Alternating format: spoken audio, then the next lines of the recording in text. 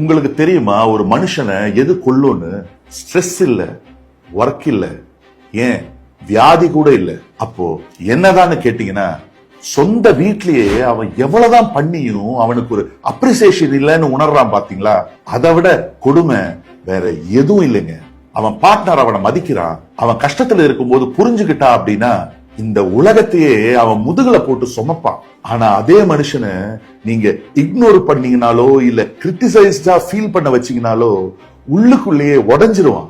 நீ எவ்வளவு கஷ்டப்பட்டாலும் பரவாயில்ல, ஆனா நீ எதுலயுமே எதுக்குமே ஒர்த் இல்ல அப்படின்னு நீங்க சொல்லும் போது அவனுடைய ஹார்ட்டே உடைஞ்சிரும்.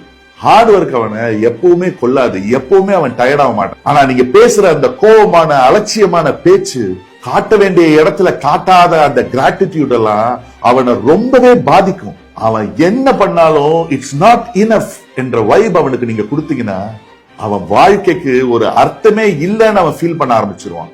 ஆண்களுக்கு பெருசா ஒண்ணும் வேணாங்க, கொஞ்சம் மரியாதை, கொஞ்சம் சாஃப்ட்னஸ், அப்புறம் அவங்களுக்குன்னு கொஞ்சம் பிரீத்திங் ஸ்பேஸ் வேணும். அதெல்லாம் கிடைக்கலன்னா அவன் உயிரோட இருக்கும்போது ஒரு இறந்த பிணம் மாதிரி தாங்க அவன் ஊர்ல சுத்திக்கிட்டு